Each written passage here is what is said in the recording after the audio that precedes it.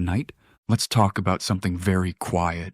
Not sushi, not ramen, but something even more deeply woven into daily life. Japanese tea. When people think of Japan, they often imagine tea ceremonies, slow movements, powdered green tea in a beautiful bowl. And yes, that exists. But Japanese tea is much more than ceremony. It is history. It is hospitality. It is silence. It is survival.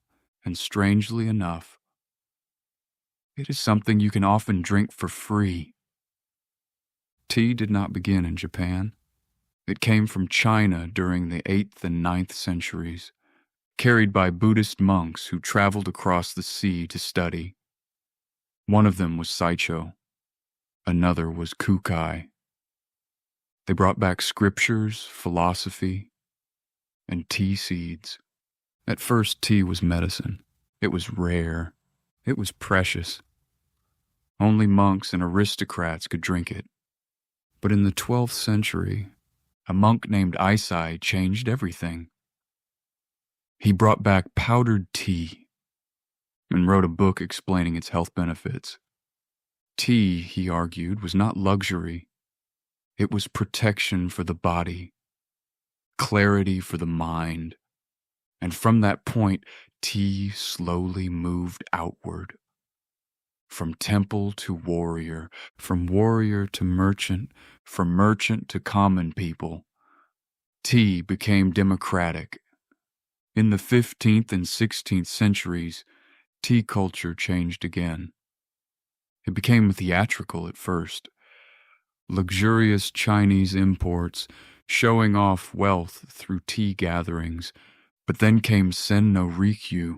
He redefined tea. He removed excess. He removed decoration.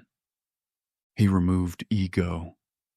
He taught that beauty exists in imperfection.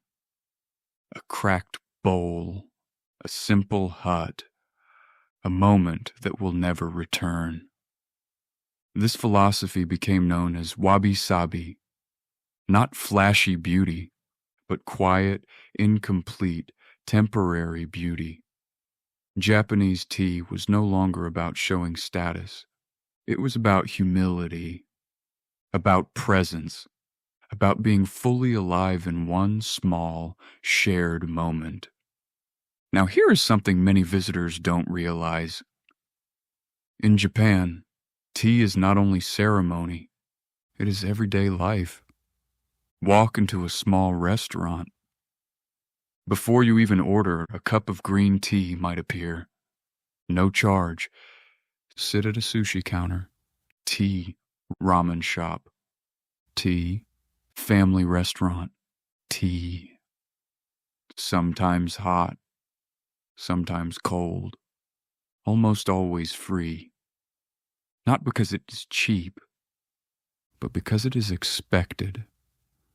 Hospitality in Japan often begins silently. No speech, just a cup placed gently in front of you. If you don't know this, you might think it's just water. You might ignore it. But it is a gesture. It says, "You are welcome here." And missing that would be a quiet loss. Japanese tea is not just one thing. There is sencha, the most common. Bright, grassy, slightly bitter. Genmaicha, green tea mixed with roasted rice. Warm, comforting, almost nutty. Hojicha, roasted green tea. Brown in color, low in caffeine, gentle before sleep. Matcha, powdered, intense, ceremonial. Each one reflects a different mood of Japan. Freshness, warmth, restraint, intensity. Even convenience stores sell bottled green tea everywhere. Not sweet, not flavored, just tea. In many countries, tea is sugar. In Japan, tea is clarity. There is another reason tea became central. Japan is a country of long lifespans. Green tea contains catechins, antioxidants. It supports metabolism, digestion, circulation.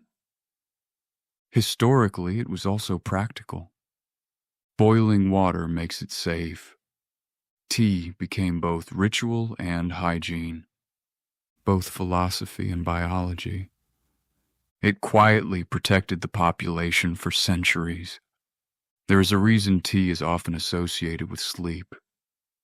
The sound of water pouring, steam rising, the pause before the first sip. Tea slows time. In a country known for speed, bullet trains, neon cities, crowded stations, tea remains slow. And perhaps that is its true function. Not stimulation, but restoration, a daily reset. You could visit Japan and focus only on sushi, on anime, on technology, and you would see something real. But if you notice the tea, if you notice the free cup placed before you, you begin to see something deeper. Japanese culture often communicates without words. Tea is one of those languages. It says, "Be here. Share this moment. It will not come again." Next time you visit Japan and someone places tea in front of you, pause.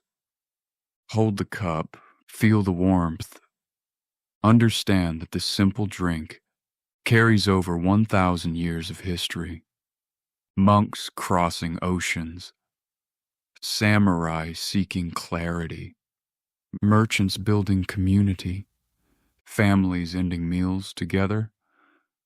It is not just tea, it is continuity.